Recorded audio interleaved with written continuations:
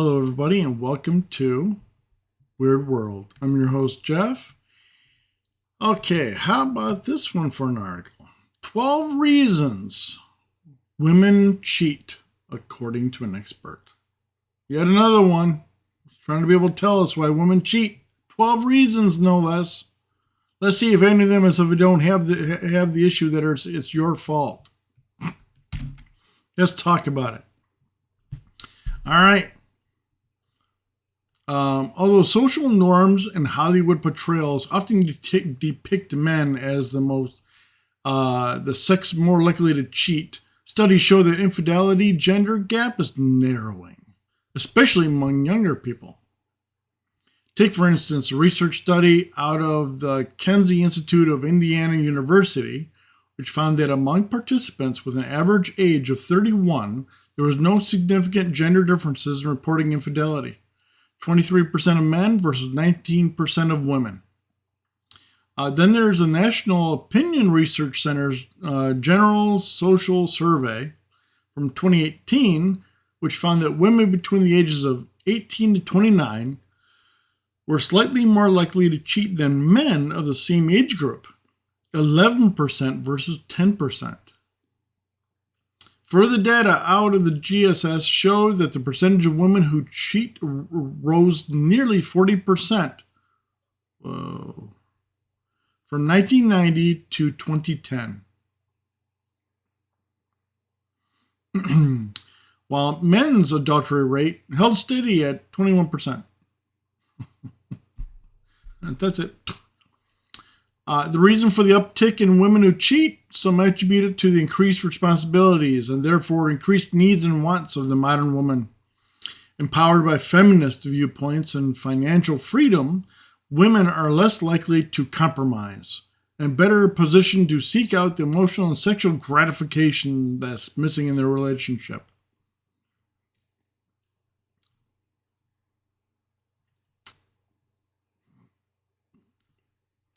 The gap shifted when women went to work and had their own money and choices. With choice comes easier dissatisfaction. Explains marriage and sex therapist Angela Skurtu. We also expect a lot more out of marriage now. Women expect a lot more out of marriage now. Before marriage was a vessel to raise your family and be taken care of financially. Now we expect happiness, good sex, best friends, and more out of it. We have to put a lot of pressure on marriage when it wasn't originally designed to meet all of your needs.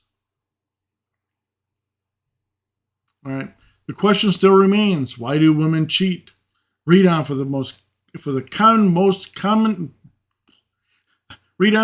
12 common reasons plus expert insight from Skurtu and psychologist Joel Block. All right. Number 1, dissatisfaction in the relationship. Oh boy. This can be seen as an underlying theme of the majority of motivations for infidelity. Dissatisfaction. Yeah, it's a huge thing. Explains Skurtu. Is where it starts. People justify this by saying we're in a bad patch. She continues. The opportunity arises for one person, and instead of stopping things before they start, they justify crossing a boundary with, my partner doesn't care anyways. It's completely innocent. For every relationship boundary crossed, the person has to justify their behavior to themselves first. Then they are able to compartmentalize the actions. Not finding satisfaction in a current relationship can trigger someone to seek that satisfaction elsewhere, or even use the act of cheating, whether consciously or unconsciously, as a catalyst to end their current relationship. I have seen that. I've seen women especially, and so that usually it's women in my own experience, where they will cheat and then a woman can hide it really, really well. but then she'll slip up just so that you can be able to find out, so that you can be able to then be able to end the relationship, because then she won't be ending it. It will be you.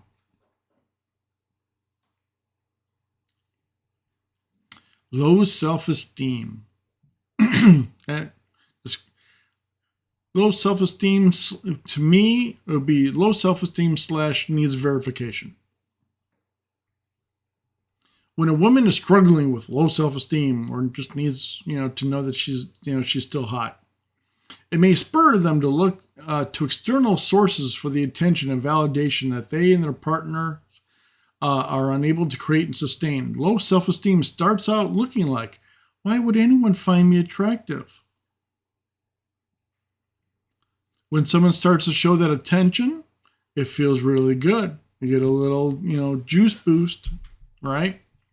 A woman who cheats may rely on affairs to provide them with proof of their value or desirability. Yeah. When one fling ends, it may cause them to feel neglected or worthless, so they pursue a new romantic interest, and the cycle continues. Yay. 3, emotional starvation.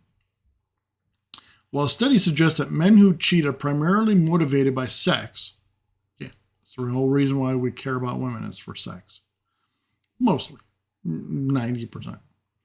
Women who cheat tend to do so to fill an emotional need.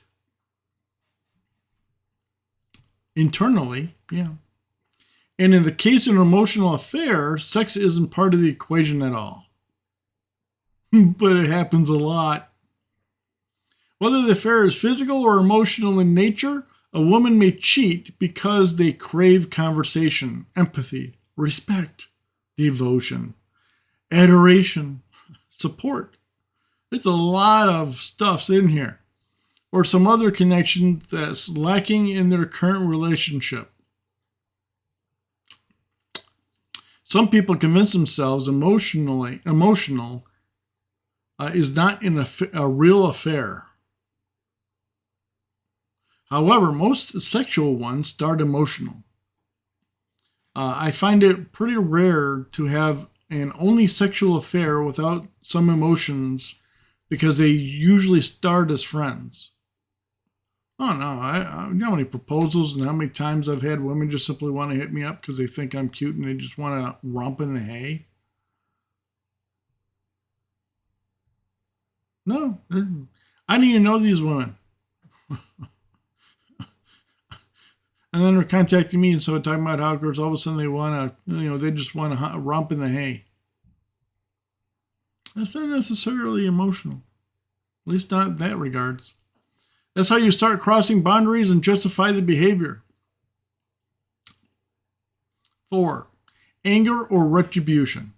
Some women enter into a relationship with an idealized image of how their spouse should behave.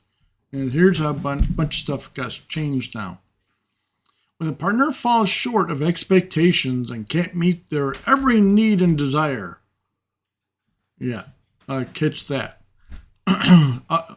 Their perceived needs and their perceived desires, it can create a divide in a relationship that provides the impetus to stray, the reason to stray. I don't know why you have to be able to use such a big word. Some women may resent their partner for another reason, such as a partner's past affair, and use their own infidelity as a retaliation. Well, yeah. If a woman even thinks, trust me, even a woman thinks that you had an affair, she doesn't even tell you. She just instead goes on out and has an affair because to get even. But then she finds out, oh, there wasn't an affair. Oh, no. You had to have an affair. No. Nope. Proof is in the pudding. Oh, no. And then all of a sudden, she's caught in a loop. Because then there's proof, and so there's no infidelity. But then she already went and had her own infidelity. So now she's the one to blame. Oh, yeah, they can't know. Responsibility? Nope. 5, Lack of excitement. Remember a few of these things because it seems like it's a constant. After so many years of marriage, lack of excitement goes bye-bye. I mean, how many new things can happen of it when it's the same person every day, all the time, and you have kids, because more chance than not you're going to have kids. And you got all that going on. Excitement? A little hard to come by. You have to try and make it wherever you can. So it's a lot. That's why they always say marriage is a lot of work. Or even now, not even marriage, just simply being with somebody. It's a lot of work, especially after you've been together for so many years.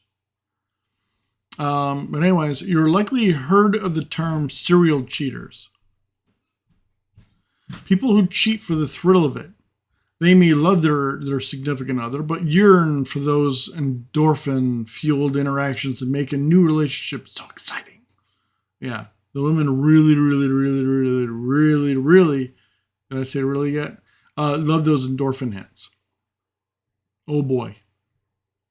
I think as a society, we don't honestly address how boring work and family life can be at times. I was recently watching the show Good Girls, and they turned to street crimes. What? It's addressing the same thing, boredom.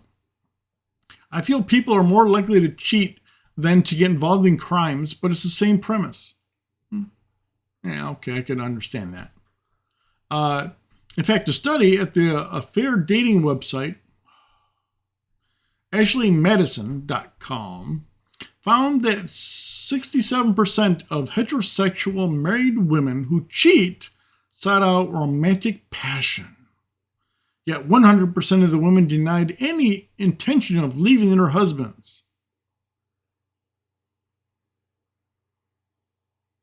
Sure, I can understand that, yeah. Especially if they got, a daddy warbucks and it's underneath the 10 years, so they can't claim a bunch of stuff. Then I could see that.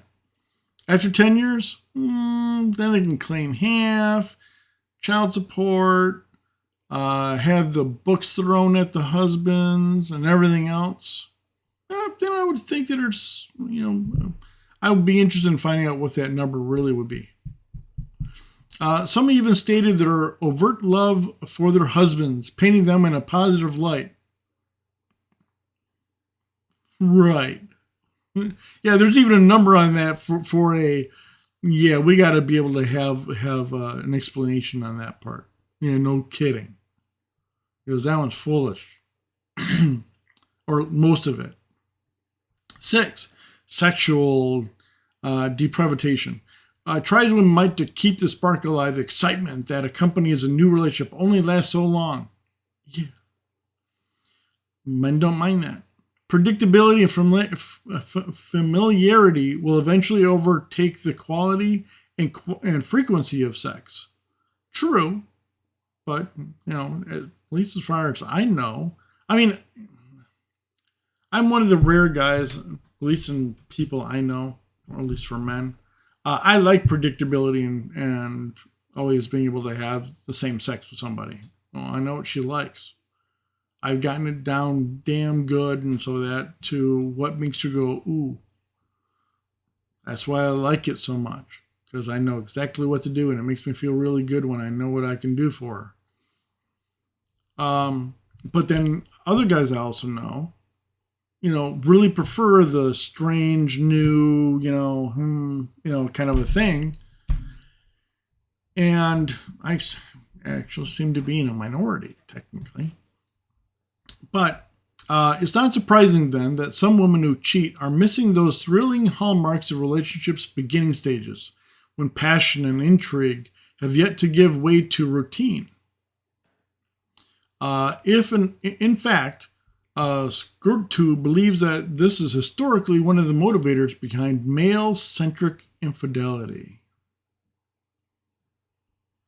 It might have been an expectation that at a certain point sex was not a big part of marriage, so cheating was a necessary evil.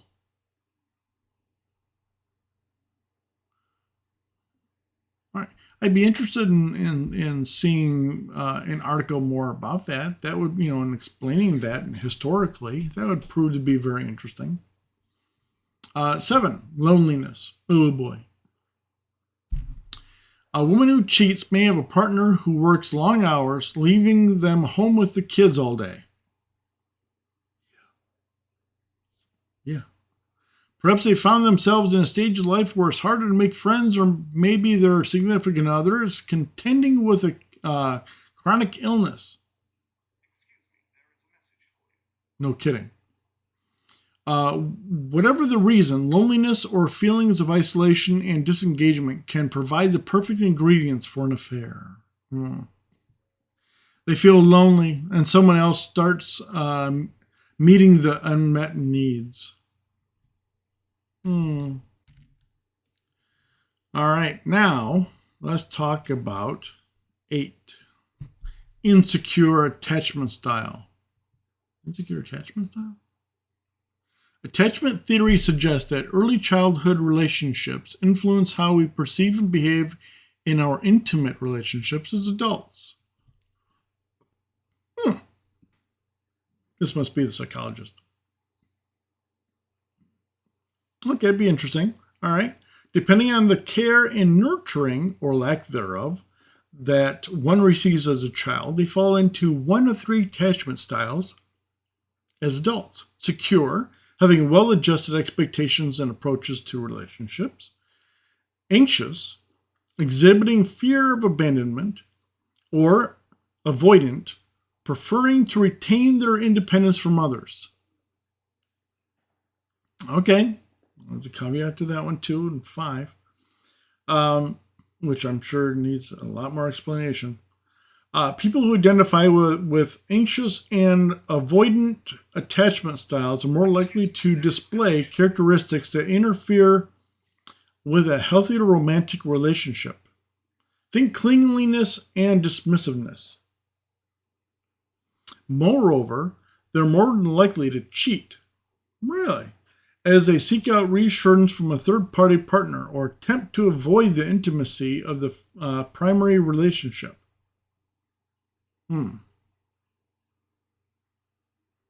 Well, yeah, from what I've understood plenty of times and experienced, yeah, when the female, the girlfriend, whatever, wife, is getting it from somebody else, they generally don't want your hoo-ha anymore. So avoid it like the plague. So if that's what they're referring to, I can agree to that. There's always a sense of what's on the other side and never fully being happy or secure in oneself. This type of person may struggle to be happy in any relationship. All right. Yeah, I can see that. You're struggling, and you're trying to, but you just can't be happy. That sucks. You need help. Definitely help. 9, midlife crisis. Oh my. While midlife crises generally affect people between the ages of 35, midlife crisis? Okay, 35 and 60. Oh my. The event has less to do with age than extenuating circumstances. Okay. Major life experts, such as the death of a parent or a milestone birthday, may trigger a midlife crisis in a woman, all right, causing them to wrestle with the burden of greatness. With the burden of greatness? That is the social-cultural expectation that women can and should have it all. Oh, okay, that. Yeah. Whereas you are expected to have a successful career, a loving partner, adoring children, etc., etc., etc., etc., etc. People think, I only have so much time left. What am I doing with my life? A woman may act out of character as she attempts to realize her potential and make up for lost time. I can understand that because one article we had about Chinese Even women over in China and stuff like that. You got to have some serious assets if you're going to be attracting any women in China, even. And I mean, millions. It is ridiculous. The expectations over there, it's insane. And wonder why and some of that are Japan and China and all them and even us are all dying out. Who knew? 10. Almost done. An underlying condition. According to Block, depression and infidelity can go hand in hand. An affair is exciting, so much so that the brain can begin to pump out dopamine, norepinephrine, and serotonin. Neurotransmitters we produce when we're attracted to someone, but which, not so coincidentally, are the same chemicals produced when we take antidepressants. In other words, a woman who cheats could be self-medicating through their infidelity, even if they don't realize the true reason behind their pleasure. All right. In other words, yeah. All right, 11. Opportunity. Few acts of infidelity are premeditated. Really? But rather a result of an unexpected opportunity. That's usually male. I'll just hand it down right now. That's male. They feel down and another person is in a similar boat that crosses their path. They start commiserating and then it moves on from there. They start talking and stuff. People in this situation usually can't explain the reason behind their infidelity. It just sort of happens. Even though really there are specific moments of truth that can make or break the potential affair. Similar opportunities exist in the digital realm too. Social media, dating apps, and texting have revolutionized the ease at which we connect with others, sometimes serving as a springboard for affairs. Sometimes that's a primary thing now, even if the interactions start innocently. Yeah, the few that are going to be starting innocently. All right. 12, last one. Numbing difficult feelings. People can develop a wide variety of coping mechanisms to deal with difficult emotions. Obviously. Sometimes choosing strategies that have emotionally numbing effects is an easier option than facing them. Okay, yeah. Sex, drugs, alcohol, and other addictions or compulsive behaviors are just a few examples. All right, yeah. An affair is an escape from reality. When women struggle to be honest about what they want with their partners and instead seek out a fantasy world that is not only numbs, but creates an amazing jolt to the system. There's an adrenaline rush into cheating. And don't forget about all the endorphins and all this sort of crap. So when it comes down to it, yeah, there is a whole mess of reasons that we just talked about. So I think psychologically, so at least this one isn't just stating that hey, guess what, guys, it's all your fault. No, even in this, they admitted that sometimes women just have some messed up heads. So, All right, that's, so what are we going to be taking away from this? Yeah, relationships are complicated. All right, guys, so you take care and like and share, and I'll get with you in the next one. Have a good one, guys. Bye-bye.